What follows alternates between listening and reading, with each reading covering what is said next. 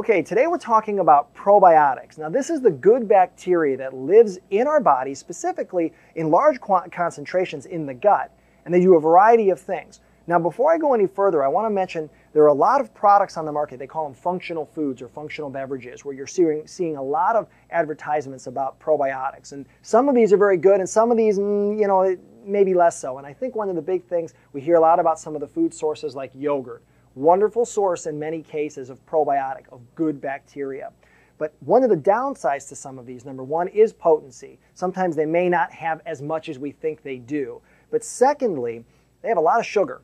And it's kind of a catch-22 here, because the probiotics are, one of the things that they do for us is they help our immune system, and they compete for space against bad bacteria. However, when you take it with a lot of sugar, well, sugar we know suppresses the immune system, and sugar actually feeds bad bacteria, or feeds yeast, for example. So it can kind of be you're taking it for the benefit, and then you're actually taking something right with it that actually works contrary to it. So sometimes some of these functional foods, you really want to understand what's the goal here, and maybe it may taste great, but it may not actually be that great a source of the probiotics. So again, let's look at what does probiotic mean. Well, it's basically, if we deconstruct the word, pro meaning for, good, and biotic meaning bacteria or life. So it's good bacteria.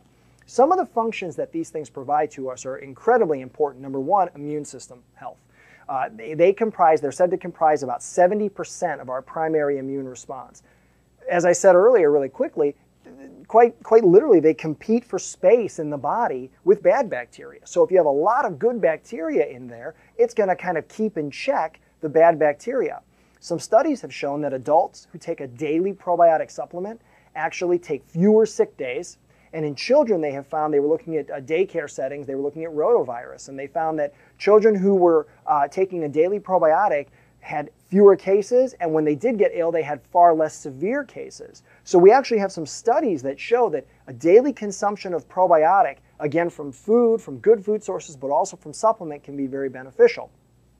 Now, as I said, there are so many products on the market now, it can be difficult to find one and make heads or tails or sense or whatever you want to say of these products. So really what I want to do today is just kind of flush out what are the three major things we want to look for when we're shopping for a probiotic. Okay, so the first one would be the total bacteria count of the supplement. So we're talking, you'll sometimes see this as colony forming units. This basically is looking at the potency. Now again, we're not talking about milligrams, we're talking about the bacteria count. So you'll typically see this represented as 1 million, 1 billion, 10 billion, 20 billion, and so forth. So the first thing we want to look at is how many active bacteria colony-forming units is in this product. Okay, so the second issue we want to look at is how many different types of bacteria do we have in the product? Now this is a pretty good example if we think of it as breeds of dogs, okay? Over the years, different breeds of dogs have been bred to have specialized functions. So you have your retrieving dogs, you have your swimming dogs, you have your hunting dogs, and so forth. Bacteria, probiotics are much the same way. They have specialized roles in the body. Some are for repair, some are better at immune health, and so forth. So you really want a supplement that has a varying degree of these different breeds, if you will, of bacteria, so that you get all these different benefits in one product. If you get a product or a probiotic supplement that has just 1 or 2 strains, well, that's good, but it's not like having a probiotic that has 12 different strains. So you're getting kind of the specialized benefit of 12 different breeds of dog, if you will. And then the third one, and this is a little bit of a debated topic, but it has to do with the food that's along for the ride with the bacteria. And here's what I mean. The bacteria in these bottles are essentially alive, and we want to keep them that way. And so what companies will do is they'll take the bacteria and they'll add to it some food. Now, in many cases, they use a very complex sugar called fructooligosaccharides, or FOS, or inulin sometimes in some others. And this is done to help keep the bacteria alive and to help it colonize once you take it. Because that's what this bacteria does, is it essentially, when you swallow it, it goes past the stomach into the intestine, and this is where it actually starts to colonize. It starts to build colonies, and this is what we want.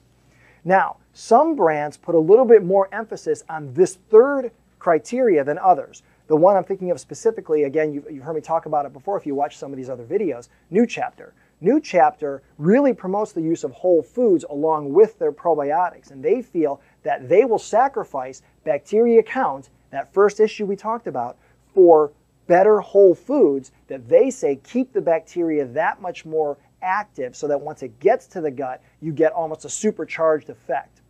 So the three things we want to look for when we're talking about a probiotic, again, you're looking at a supplement, you see bazillion bottles on the shelf and you want to know, how do I decide?